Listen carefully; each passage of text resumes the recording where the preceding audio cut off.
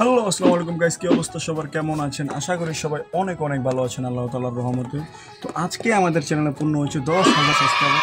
হ্যাঁ, আমরা 10,000 সাবস্ক্রাইবার একটা পরিবার হলাম, তাই আপনাদের জন্য থাকছে স্পেশাল কিছু।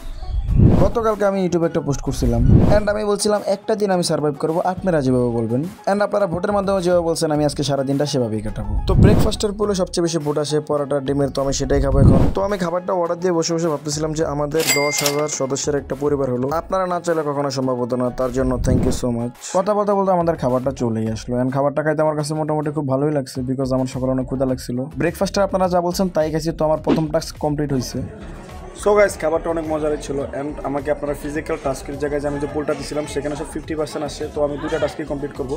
তো প্রথমটা হচ্ছে 50টা পুশ আপ, লাইক সিরিয়াসলি 50টা push up. So let's do it. আর আমি কখনো পুশ আপ দিই নাই, মানে আমি শারীরিক ব্যায়াম খুবই কম করছি। তো আপনাদের থ্যাংক ইউ যে আপনারা আমাকে এত সুন্দর একটা টাস্ক দিচ্ছেন করার জন্য। এই যে আপনাদের থ্যাংক ইউ বলার পরে যখন আমি আমার পুশ আপটা কমপ্লিট করতেছিলাম, মানে দিতেছিলাম, তখন হুট করে দিকে আমার হাত ব্যথা করতেছে। মানে প্রথম 10টা অনেক ভালো গেছে, তারপর আমি আর দিতে পারতেছি না। দেন আমি টোটাল 31টা পুশ আপ দিই, তারপর হচ্ছে আমি হার মেনে যাই। কারণ হচ্ছে আমি এখন যদি জোর করে পুশ আপ দিতে যাই দেন হচ্ছে আমার প্রবলেম হবে। আজকে প্রথম ছিল তাই আমি 31টা দিয়েছি। সো গাইস, আপনারা তো দেখলেন যে 50টা পুশ আপ দিতে বলছেন, বাট আমি দিতে পারি না, বিকজ আমার এত ব্যথা করতেছিলাম আমি কখনো পুশ আপ দিই নাই আমার লাইফে। শুধু আপনারা বলছেন দেখে তাই দিলাম, তাও আমি 31টা দিছি। তো আমি এখন যাব হচ্ছে একটু রেস্ট করবো, দেন হচ্ছে খেতে যাবো। তো দেখতে থাকেন আপনারা। আর দুপুরে খাবারের জন্য আপনারা বলছেন সবচেয়ে থেকে ঝাল ফুচকা, আর টোটালি আমি ঝাল খাইতেই পারি না, একদমই না, জানি না কি হয়।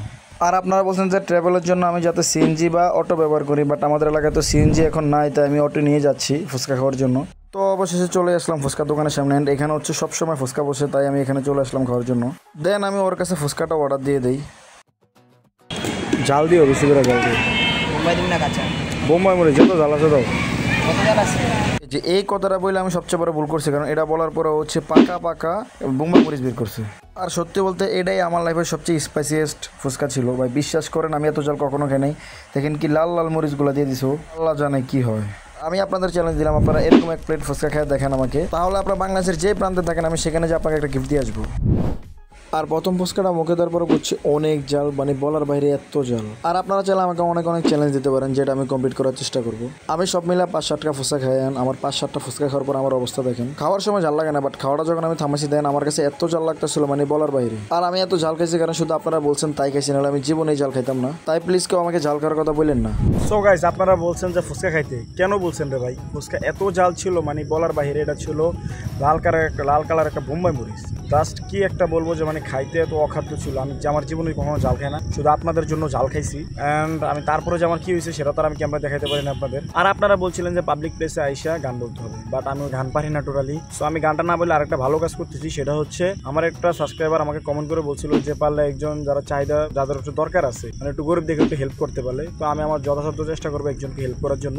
সো আমি ওই চ্যালেঞ্জটার বদলে আমি এই কাজটা করে দিচ্ছি। আর যদি তাতে আপনাদের প্রবলেম থাকলে আমার কমেন্ট করে জানান, নেক্সট আমি ইনশাল্লাহ সেটাই করবো।